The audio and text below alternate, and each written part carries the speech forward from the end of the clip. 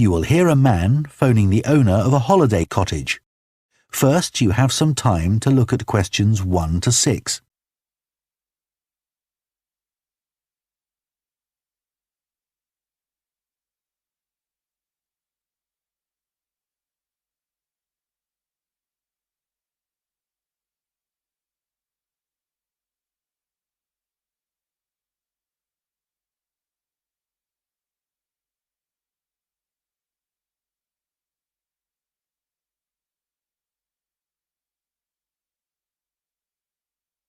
Now listen carefully and answer questions 1 to 6.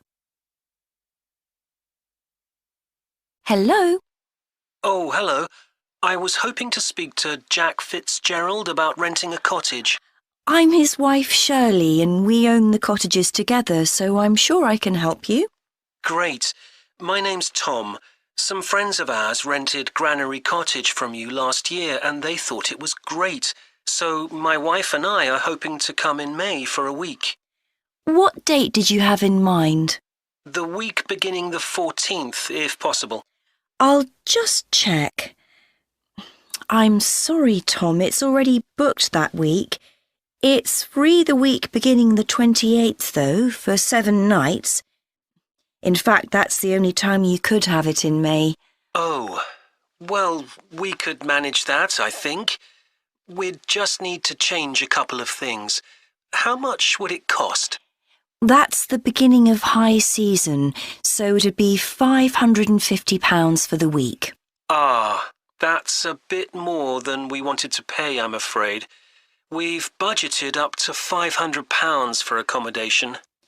Well, we've just finished converting another building into a cottage, which we're calling Cherville Cottage. Sorry, what was that again? Cherville. C-H-E-R-V for Victor, I-L. Oh, that's a herb, isn't it? That's right. It grows fairly wild around here. You could have that for the week you want for £480.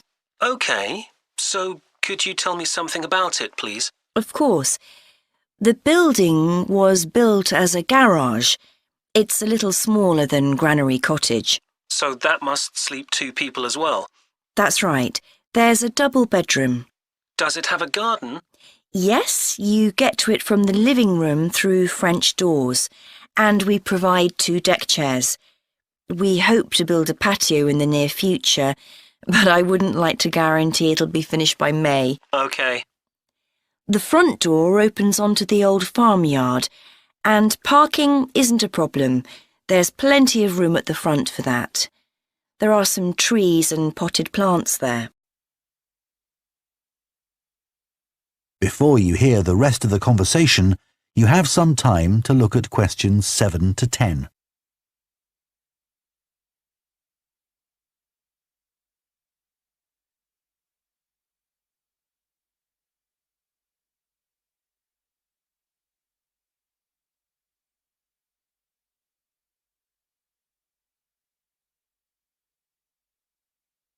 Now listen and answer questions 7 to 10. What about facilities in the cottage? It has standard things like a cooker and fridge, I presume. In the kitchen area, there's a fridge freezer, and we've just put in an electric cooker. Is there a washing machine? Yes. There's also a TV in the living room, which plays DVDs too. The bathroom is too small for a bath, so there's a shower instead. I think a lot of people prefer that nowadays anyway. It's more environmentally friendly, isn't it? Unless you spend half the day in it. Exactly. What about heating? It sometimes gets quite cool at that time of year. There's central heating, and if you want to light a fire, there's a stove. We can provide all the wood you need for it. It smells so much nicer than coal, and it makes the room very cosy. We've got one in our own house. That sounds very pleasant. Perhaps we should come in the winter to make the most of it. Yes, we find we don't want to go out when we've got the fire burning. There are some attractive views from the cottage which I haven't mentioned. There's a famous stone bridge. It's one of the oldest in the region, and you can see it from the living room. It isn't far away. The bedroom window looks in the opposite direction and has a lovely view of the hills and the monument at the top. Well, that all sounds perfect. I'd like to book it, please. Would you want a deposit? Yes, we ask for 30% to secure your booking, so that'll be £144. And when would you like the rest of the money? You're coming in May, so the last day of March, please. Fine. Excellent. Could I just take your details so that I can... That is the end of Part 1. You now have half a minute to check your answers to Part 1. Part 2. You will hear a town councillor reporting on the local transport network and a recreation facility. First, you have some time to look at questions 11 to 14.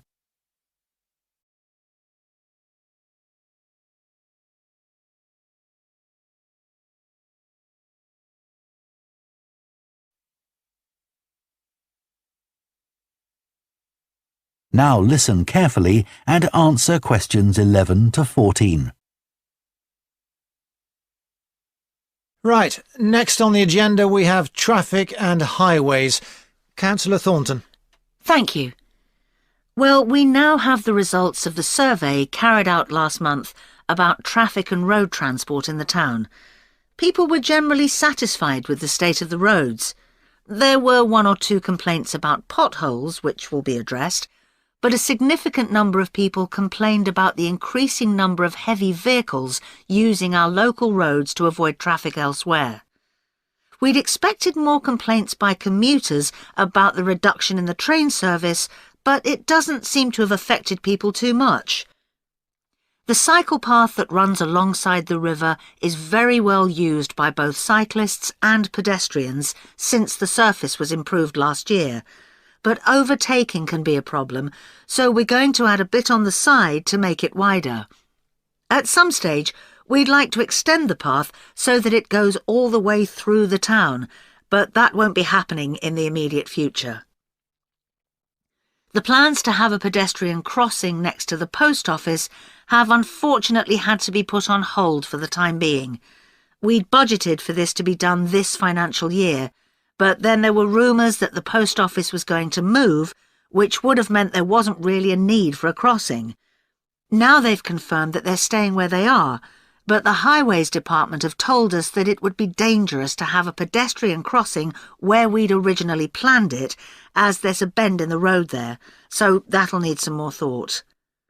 On Station Road, near the station and level crossing, drivers can face quite long waits if the level crossing's closed, and we've now got signs up requesting them not to leave their engines running at that time.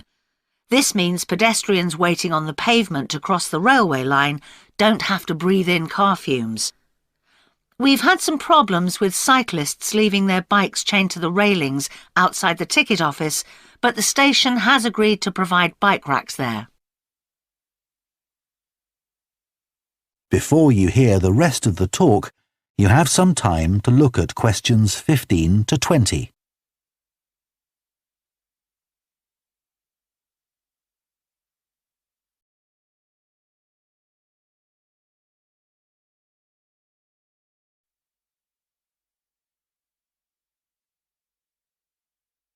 Now listen and answer questions 15 to 20. So next on the agenda is proposals for improvements to the recreation ground. Councillor Thornton again. Well, since we managed to extend the recreation ground, we've spent some time talking to local people about how it could be made a more attractive and useful space. If you have a look at the map up on the screen, you can see the river up in the north and the community hall near the entrance from the road. At present, cars can park between the community hall and that line of trees to the east, but this is quite dangerous for pedestrians, so we're suggesting a new car park on the opposite side of the community hall, right next to it. We also have a new location for the cricket pitch. as we've now purchased additional space to the east of the recreation ground, beyond the trees, we plan to move it away from its current location, which is rather near the road, into this new area beyond the line of trees. This means there's less danger of stray balls hitting cars or pedestrians. We've got plans for a children's playground, which will be accessible by a footpath from the community hall and will be alongside the river. We'd originally thought of having it close to the road, but we think this will be a more attractive location. The skateboard ramp is very popular with both younger and older children. We had considered moving this up towards the river, but in the end we decided to have it in the southeast corner near the road. The pavilion is very well used at present by both football players and cricketers. It will stay where it is now, to the left of the line of trees and near to the river, handy for both the football and cricket pitches. And finally, we'll be getting a new notice board for local information, and that will be directly on people's right as they go from the road into the recreation ground. That is the end of Part 2. You now have half a minute to check your answers to Part 2.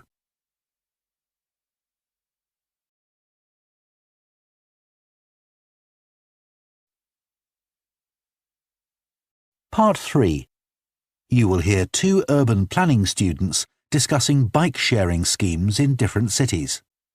First, you have some time to look at questions 21 to 24.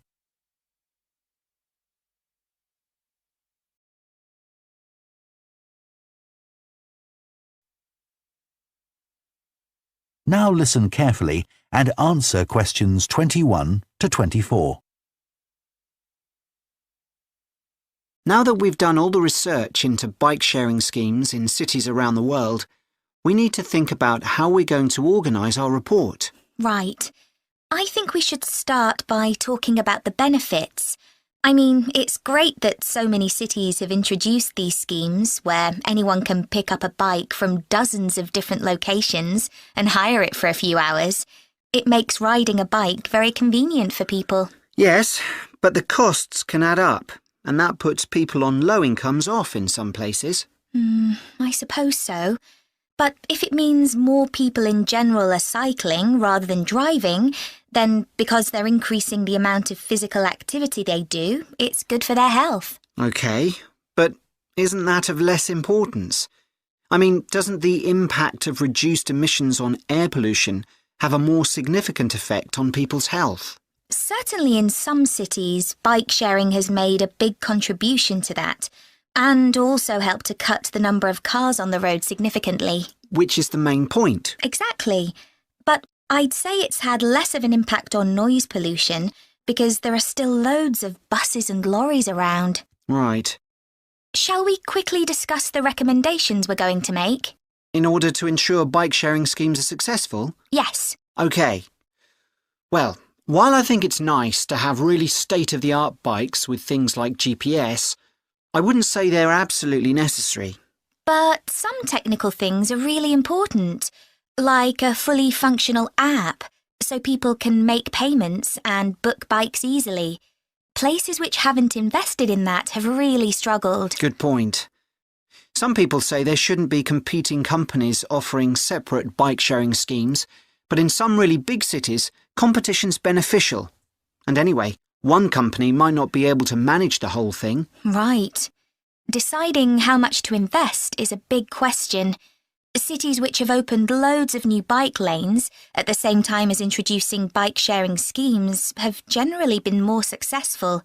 But there are examples of successful schemes where this hasn't happened.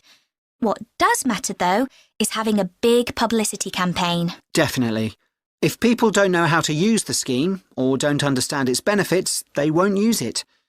People need a lot of persuasion to stop using their cars. Before you hear the rest of the discussion, you have some time to look at questions 25 to 30.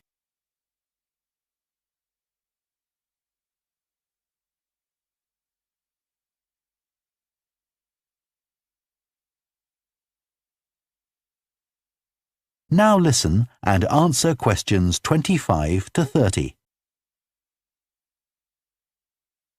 Shall we look at some examples now and say what we think is good or bad about them? I suppose we should start with Amsterdam, as this was one of the first cities to have a bike-sharing scheme. Yes, there was already a strong culture of cycling here. In a way, it's strange that there was such a demand for bike sharing, because you'd have thought most people would have used their own bikes. And yet it's one of the best used schemes. Dublin's an interesting example of a success story. It must be because the public transport system's quite limited. Not really. There's no underground, but there are trams and a good bus network. I'd say price has a lot to do with it. It's one of the cheapest schemes in Europe to join. But the buses are really slow. Anyway, the weather certainly can't be a factor. No, definitely not. The London scheme's been quite successful. Yes, it's been a really good thing for the city. The bikes are popular and the whole system is well maintained, but it isn't expanding quickly enough. Basically, not enough's been spent on increasing the number of cycle lanes. Hopefully that'll change. Yes. Now, what about outside Europe? Well, bike-sharing schemes have taken off in places like Buenos Aires. They built a huge network of cycle lanes to support the introduction of the scheme there, didn't they? It attracted huge numbers of cyclists where previously there were hardly any. An example of good planning. Absolutely. New York is a good example of how not to introduce a scheme. When they launched it, it was more than 10 times the price of most other schemes. More than it costs to take a taxi. Crazy. I think the organisers lacked vision and ambition there. I think so too. Sydney would be a good example to use. I would have expected it to have grown pretty quickly here. Yes. I can't quite work out why it hasn't been an instant success like some of the others. It's a shame, really. I know. OK, so now we've thought about all those... That is the end of Part 3. You now have half a minute to check your answers to Part 3.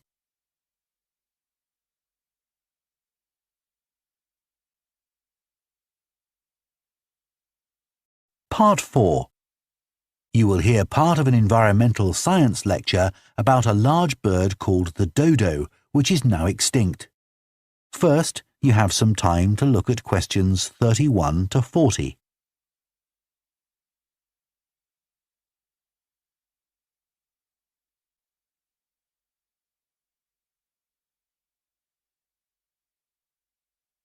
Now listen carefully and answer questions 31 to 40. One of the most famous cases of extinction is that of a bird known as the dodo. In fact, there's even a saying in English, as dead as the dodo, used to refer to something which no longer exists. But for many centuries, the dodo was alive and well, although it could only be found in one place, the island of Mauritius in the Indian Ocean. It was a very large bird, about 1 metre tall, and over the centuries it had lost the ability to fly, but it survived happily under the trees that covered the island. Then, in the year 1507, the first Portuguese ships stopped at the island. The sailors were carrying spices back to Europe and found the island a convenient stopping place where they could stock up with food and water for the rest of the voyage, but they didn't settle on Mauritius.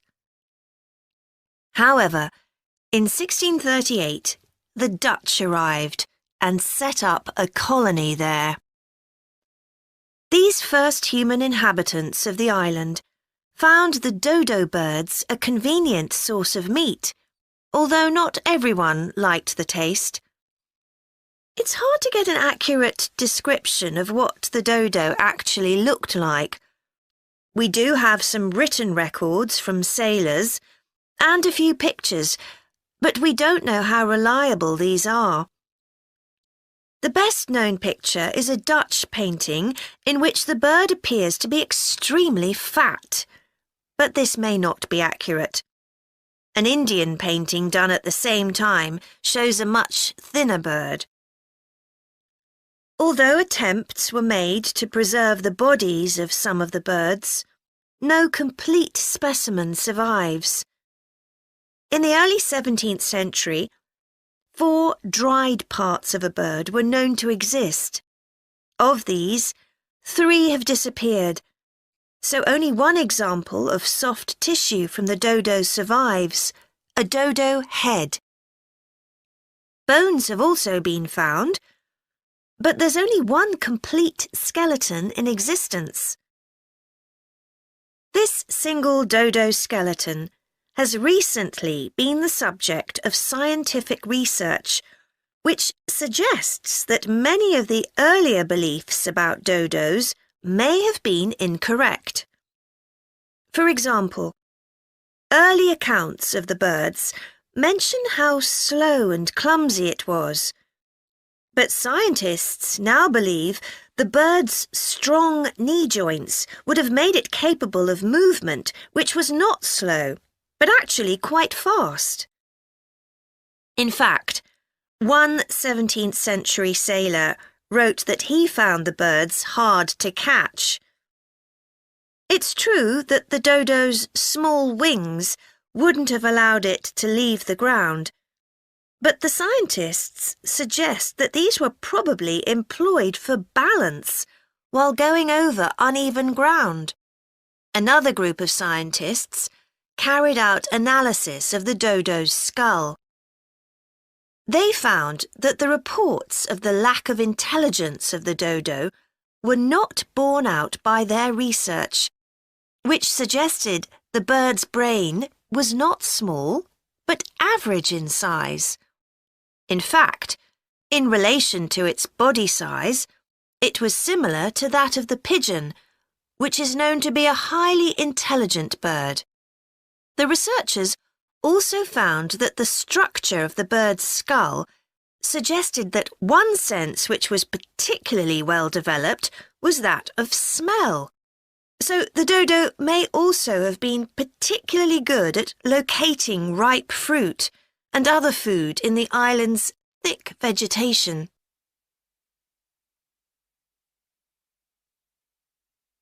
So it looks as if the dodo was better able to survive and defend itself than was originally believed. Yet, less than 200 years after Europeans first arrived on the island, they had become extinct. So what was the reason for this? For a long time it was believed that the dodos were hunted to extinction. But scientists now believe the situation was more complicated than this. Another factor may have been the new species brought to the island by the sailors. These included dogs, which would have been a threat to the dodos, and also monkeys, which ate the fruit that was the main part of the dodo's diet. These were brought to the island deliberately. But the ships also brought another type of creature, rats, which came to land from the ships and rapidly overran the island. These upset the ecology of the island, not just the dodos, but other species too. However, they were a particular danger to the dodos because they consumed their eggs. And since each dodo only laid one at a time, this probably had a devastating effect on populations. However, we now think that probably the main cause of the bird's extinction was not the introduction of non-native species, but the introduction of agriculture. This meant that the forest that had once covered all the island and that had provided a perfect home for the dodo was cut down so that crops such as sugar could be grown. So, although the dodo had survived for thousands of years, suddenly it was gone.